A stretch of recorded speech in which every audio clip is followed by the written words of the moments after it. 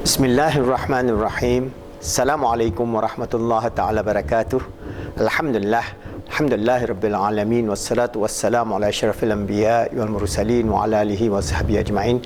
Alhamdulillah, in the previous video, I have explained to you how we are going to develop an idea of the three levels of self at the coherence, synergy and integration level, because we are talking about the whole coherence, for example, at the level of the brain and the brain. For example, we have the brain and we have many components of the brain, from the limbic system to the frontal cortex and all the other aspects of the brain, how they are going actually to operate coherently, because most of the problem of psychiatric or psychological problems have to do with this integration at the coherence at the brain level.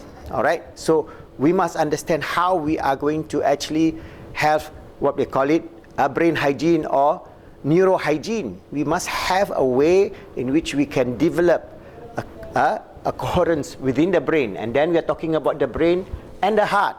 All right, that some author use the word heart coherence, which is okay, but the heart coherence here, you're talking about the neuro within the heart working together with the neural cells in our brain. So you can call that coherence, but we can call that synergy. All right, at the highest level, we are talking about the spiritual level integration as the spiritual, emotional, mental and physical level. All these three are taking simultaneously. They are not separate and they are not piecemeal.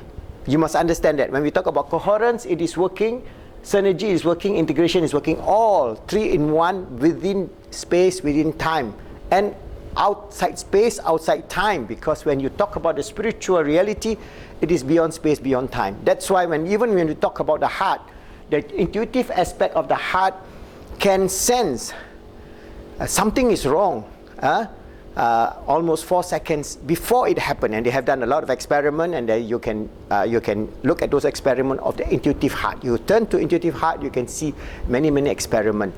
That is beyond space, beyond time. Before an event happened, you already can understand that. And there are many incidents of, they call it coincidence, which is beyond coincidence. Statistically, it's impossible to be coincidence in terms of having the understanding of something to come.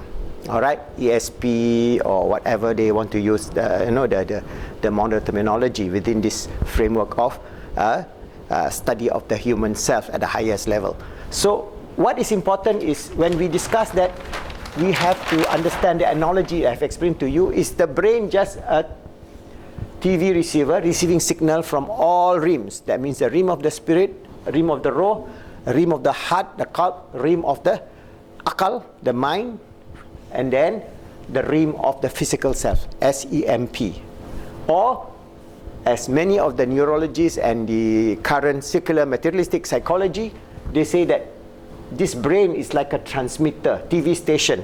Everything is in the brain. It transmits within itself. So the signal from the brain is going to the heart, or now they're accepting that the heart is going to the brain much more. All right, a lot of them have shifted, but even it's everything within themselves. So this whole transmitter is not transmitting anywhere outside you. You are not connected to the universe, which is ridiculous.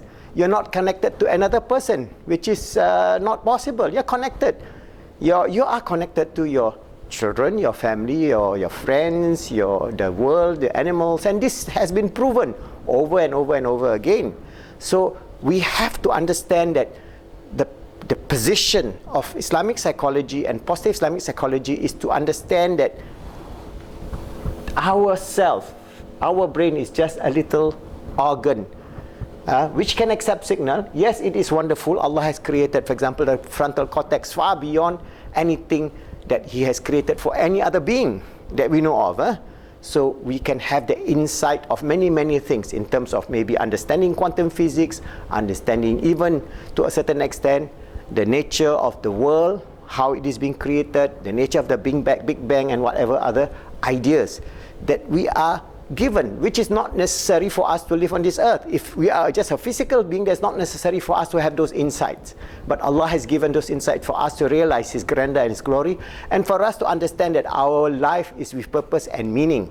So I'm going to show you a video just to strengthen our position, because after that, inshallah, I'll be moving into the framework for positive Islamic cognitive behavior therapy, so that we have a good grounding. So that I'm giving this, maybe it is a bit intellectually challenging for some of you, talking about the nature of consciousness and so on.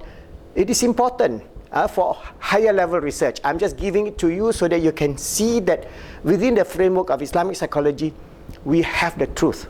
Allah tells us, وَقُلْ جَالْ حَقُّ وَزَحَقَ الْبَاطِلِ إِنَّ الْبَاطِلَ كَانَ زَهُوقًا. Allah tells us that the truth is manifested and falsehood will disappear. So we are holding on to this, and we are trying to develop this, inshallah, as a way forward, so that we can achieve peace, happiness and success for the Ummah in the 21st century, as we tackle the huge problems of existential questions about our life on this earth, about the effect of climate change, the effect of social integration, degradation, and many other psychological problems that is facing humanity at a very challenging time. So I'm just going to give you a short video by Dr.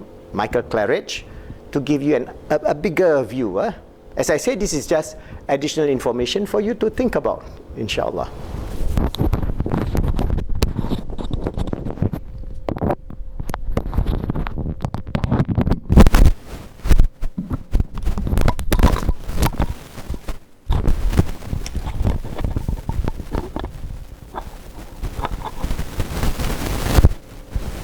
Perhaps the greatest mystery of human experience is consciousness itself. Today, the fields of neuroscience and neurobiology provide astounding insights into the electrical and chemical processes of the brain. Consequently, institutional science proposes with confidence that the brain alone creates conscious experience. Yet despite all that science has learned, the very source and essence of consciousness remains mysterious. As discussed in previous videos, a growing body of scientific research suggests that consciousness simply cannot be reduced to the components of the brain. Thunderbolt's colleague, Dr. Michael Claridge, shares with us his thoughts on the enduring mysteries of consciousness, beginning with the question, has the theory that consciousness is confined to and generated by the brain been settled scientifically? Science tells us that the cerebral cortex turns matter into consciousness. There are, however, these strange examples in medical history, shocking, really exceptional cases that really call into question everything that we think we know about the brain. In very rough terms, the human brain is composed of 3 layers. The most internal parts are sometimes referred to as the reptilian brain, since reptiles have mostly only this inner part developed, and it controls the basics of eating, breathing, sleeping, moving, etc. The second layer is usually called the mammalian brain. It gets its name because most mammals have this second layer also developed. And it seems to be this layer is involved with herd instincts, instinctive parental love, emotions such as those. And then there's this outer layer of the brain. And in the human, it's this giant cerebral cortex, these double lobes that we are told makes us unique in the animal kingdoms by allowing us to have such things as a sense of individuality, logical thinking, the ability to have abstract concepts, etc.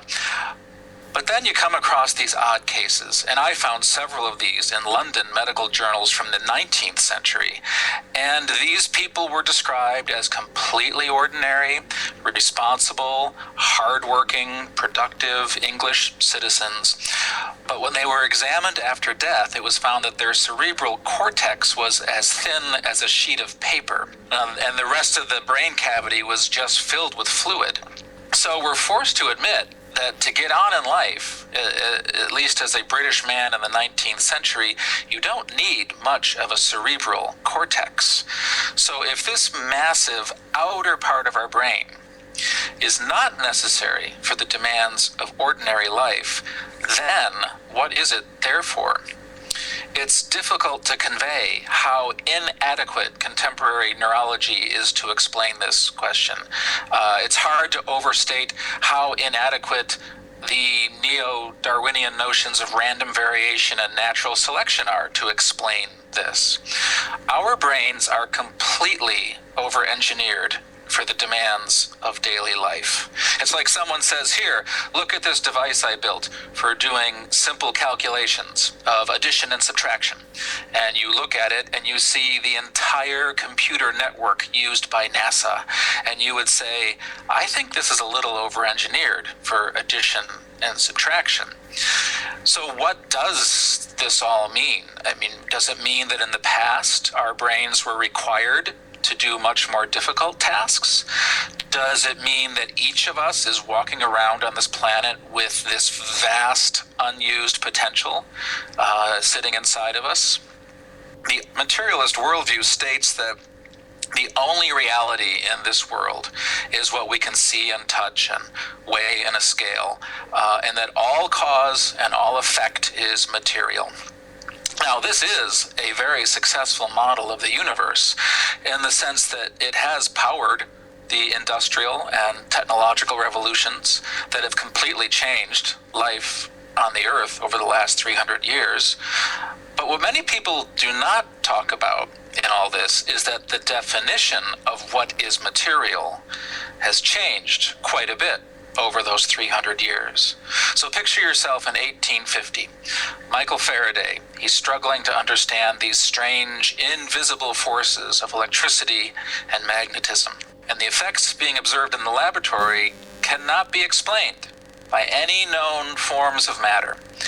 And so Faraday creates this idea, this model of a field, and in this case electric fields and magnetic fields.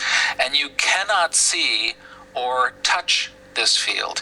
You cannot hear it. You cannot weigh it in a scale. And in 1850, that was pretty much the definition of a non-material cause. And if you read the papers of Faraday and others that he was working with at that time, they had a lot of reservations about the whole notion of introducing what was then a non-material cause. So now we fast forward to the present day, and that we see even the purest materialist accepts this invisible, non-material electric field as a necessary part of the materialist description. What has happened is that the scientific community has changed the definition of materiality. And I am okay with this, and I firmly believe that 50 years from now, we will know about forms of materiality that we cannot now imagine. I think that many of the arguments about the brain and matter and consciousness are either just boring arguments about words, or arguments because some people do not know enough about the history of scientific ideas. So today, some people are arguing that we must explain everything about consciousness in terms of what we currently know about biochemistry. And, well, that would be like telling people in Faraday's time that they must explain everything in their lab in terms of the physics of billiard balls. And very few people today are brave enough to admit that almost all the properties of consciousness are not at all explained by what we currently know about biochemistry. I myself do not argue about the dichotomy of material versus non-material when discussing psychological functions like thought, feeling, and sensation. What we know now about biochemistry is insufficient to explain even the most basic aspects of thought and feeling and perception. We are in need of some new ideas about matter and materiality in order to move this question forward. Our current understanding of matter is insufficient. A primary element of human identity is memory. Neuroscience tells us that memories are physically stored in brain cells. Does this simplistic theory really explain the complex mysteries of memory?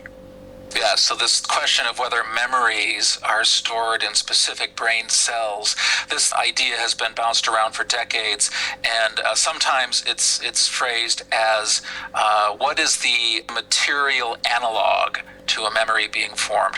Or what is the material trace to a memory being formed? Or in this case, this recent article claiming that it's specific cells that somehow store the memory. I am fine with the idea that there are changes to the brain that correspond to our memories. That's how the brain works. There are changes to the brain that correspond to learning a new skill. There are changes to the brain that occur when you learn a new language or learn how to play music. So when you learn how to play the violin, there are very clearly observable physical changes in the brain. There's also, though, very clearly observable changes to the hand when you learn to play the violin. The muscles, the nerves, even the blood vessels of the hand all change when you learn how to play the violin. And if you were to surgically remove those changes from the hand, then the person could no longer play the violin. So does that mean that the memory of how to play the violin resides in the hand? I think this is worth pondering. The most controversial aspect of consciousness research seeks to test the validity of psychic phenomena. We asked Dr. Claridge for his thoughts on the scientific strength of so-called psi research. I often have problem with this whole set of questions because really there is an excess of evidence. There's a surfeit of evidence. There are dozens of clear examples of experiments done by Dean Radin, Rupert Sheldrake, Dr. Gary Schwartz, showing the non-locality of consciousness. And these are double-blind studies with sound statistical analysis. And in some cases, the few that I looked at, some of their experiments, the results are more statistically certain than the clinical trials have to be in order to get a new drug released. So I don't know why such criteria would be okay to show that a drug works, but not okay to show that consciousness has some aspects of non-locality. And then also, there's my personal experience in this whole arena, which I know that a lot of other people have. I often know who's calling me before I pick up the phone. I now and then get a very clear feeling of something that intense that has happened to someone that I love, even though we're separated by a lot of space in between us. And I don't think I need some set of self-proclaimed materialists to tell me that I'm delusional or that the other people I know are delusional when this sort of experience is actually something that forms part of the fabric of my daily life.